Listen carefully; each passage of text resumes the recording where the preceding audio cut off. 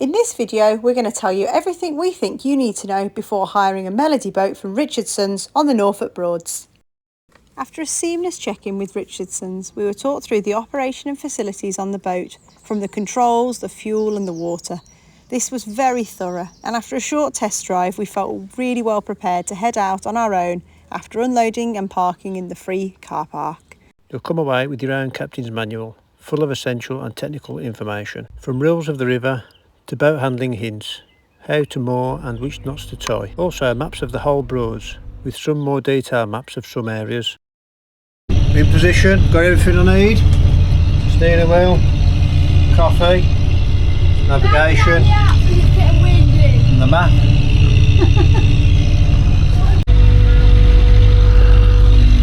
Just going above top speed, 4 mile an hour zone. Don't want to get caught speeding.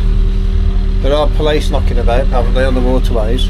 Right, so if you get caught doing 7 in a 4, you can get a £1,000 fine. thank you, that is. About to hit Barton Broads, Our first lake. the first big lake. Hit the lake with the No, we don't want to go the engine, we want to go across it. We're allowed to do to 5 mile an hour now. I'm Room. Yeah, loads of room. As you approach the bridge, there's these signs that let you know the depths. At the moment you can see it's about 9 foot is maximum height to get under there. This is the full bathroom with the sink, the shower and the toilet. There's a screen curtain to pull across the toilet when you're having a shower. The shower head there does unclip from that position and it clips into an overhead position. We chose a boat that technically had 6 berths because we didn't want anyone to have to sleep in the lounge. Therefore, this was the boys' bedroom at the front of the boat, 2 single beds, lots of cupboard space and some cute little windows. It also had a great escape hatch which you were allowed to have open on the boat travelled, and this is where Oscar spent a lot of his time looking out the window. Then the small double bedroom had a sink in, a cupboard and a big underbed drawer. Safe to say this was a cosy double bed. The second sink was useful, but it did mean we had nowhere to put things down in that room. How's it going, Captain? Alright, did you get a bit of speed up? You are the captain. Okay, here's the captain's controls. Got the steering wheel. You'll know what to do with that. And then we come to the dashboard. We've got the start key to run the engine and the stop button. And then we've got the instrument panel. We've got wipers, heater, water pump, bilge pump and the horn. Here, as it's an old school boat, we've only got like an old cigarette lighter hole for the charging. We're only charging phones really, so it's nothing major. We've got the warning lights here, battery light, globe plug, oil pressure warning, coolant warning. If it gets too hot that light will come on and you stop the engine. Oil pressure, battery voltage, engine temperature and your revs. And this one here is your GPS. Basically that there tells you your speed and it's your odometer, tells you how far you've been. I use my phone as the map, Google Maps. You can put it there, or you can put it there. And we've been following the actual main map. Which does say not to be used for navigation at the time. It does say not to be used for navigation, but it's a hard map, it's a hard copy of a map that I've been following. And then we've got the forwards and backwards. So we've got forwards, neutral and backwards for reverse.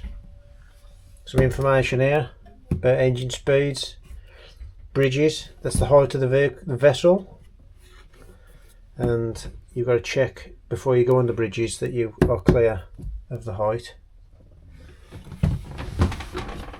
And if you want to, you can download the app. You can scan the QR codes, download the app, that'll give you the map and the GPS.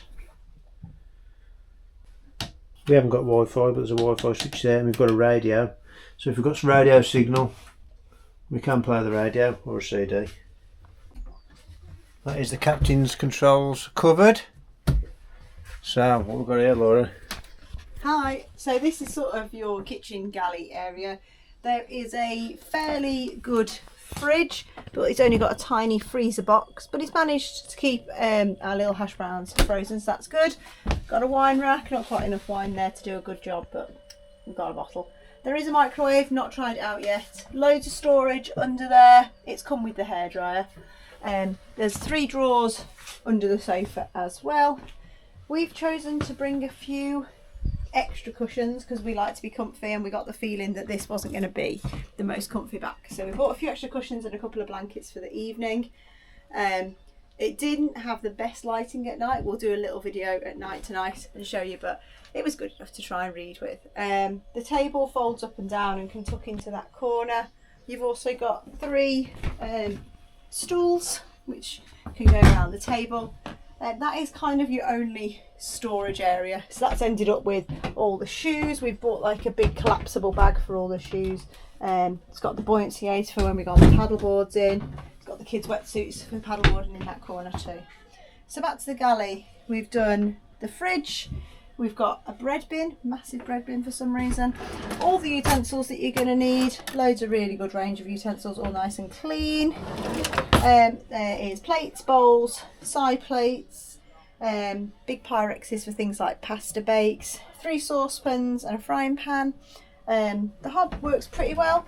There's a little grill, and we've just got some quiches in the oven. Oh, they look nearly ready. So yeah, it's been nice and easy to use. Hot water once the boat's been running for a bit. So overall, really happy with it. This can actually be turned into a double bed as well, which we've not tried yet.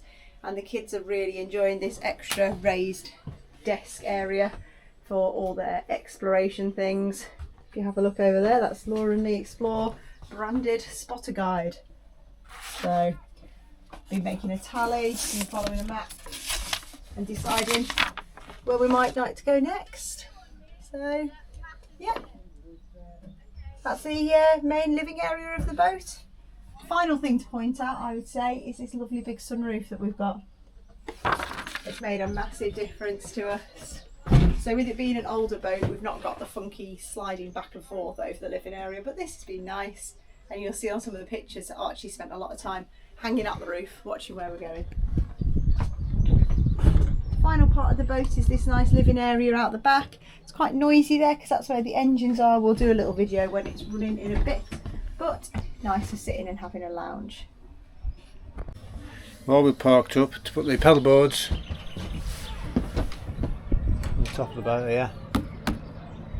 We had to purchase a licence to paddleboard on the waters. A what? A short visit toll. But when we're in transit, we put paddleboards down here.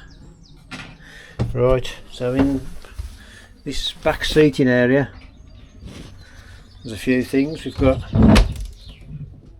the land hooks. Bash them into the floor if you need to do some wild mooring. We've got the gas to run the cooker. I think it's just the cooker on gas, isn't it, Laura?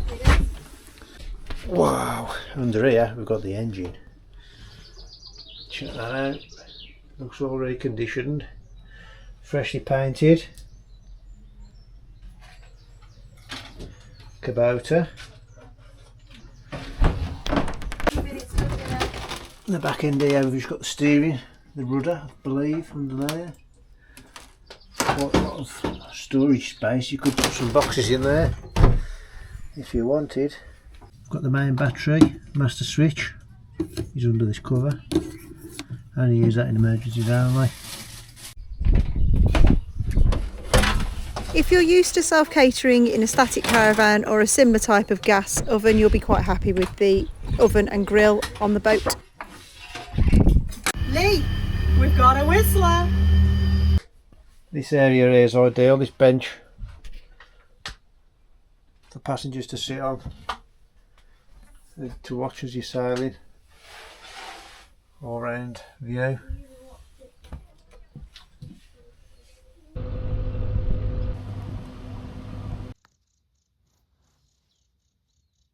As I mentioned, here's a little video of what the lights are like in an evening. So they're just little electric lights on the ceiling. They do enough to read with, but not particularly aesthetically lovely.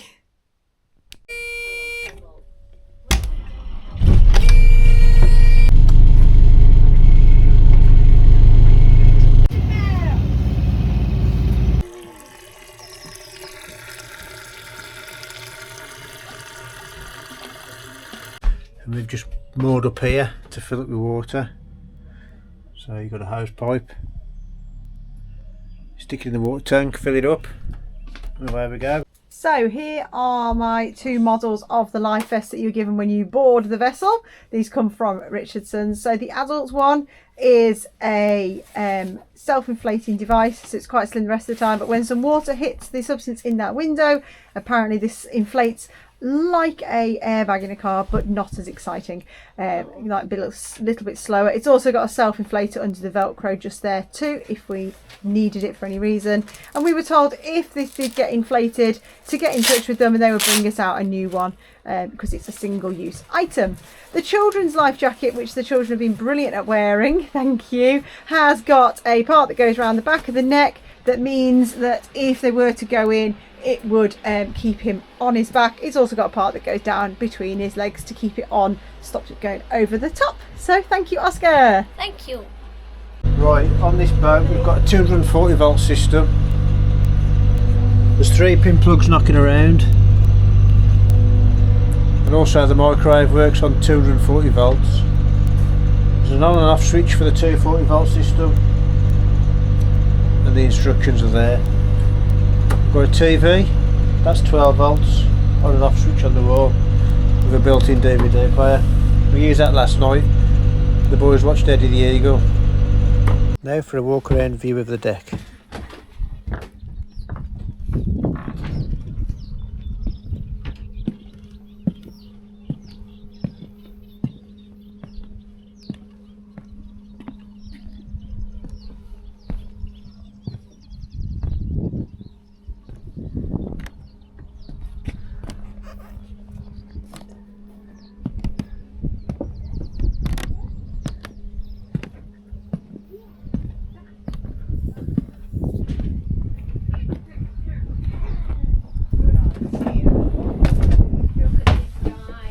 There's plenty of room to set up the table on the back deck. There are some water filling stations along the way. You can find a space by them you can fill up.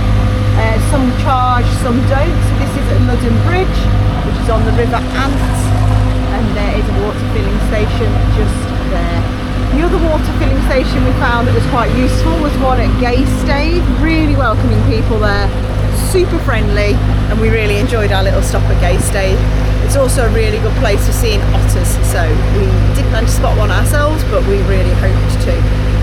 In conclusion, as our first boating trip ever, this has been a fab experience, hasn't it? Brilliant, yeah. The Melody 4 is definitely a cheaper end boat. It's kind of similar to being in Swifty, but on water, isn't it? It is, yeah.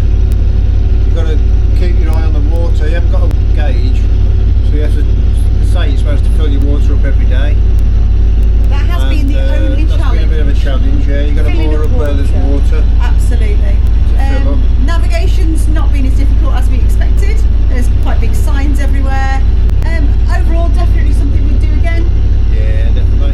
And Richardson's have been great to rent the boat from. Really, really thorough briefing, no issues with the boats, and it's just been really, really good fun. Also, there's no fuel gauge, but they do say that there's enough fuel in the tank for a couple of weeks, so a weekend job, you're not going to run out of fuel, so there's no worrying about that. Yeah. Overall, definitely one that's been a good Laura and Lee adventure. Definitely, yeah. Thank you. The boys loved this What to Look For spotter guide made by Laura. If you'd like to see more from Laura and Lee Explore and see what we get up to as a family, don't forget to like and subscribe. Thank you for watching, and we hope you found this information helpful.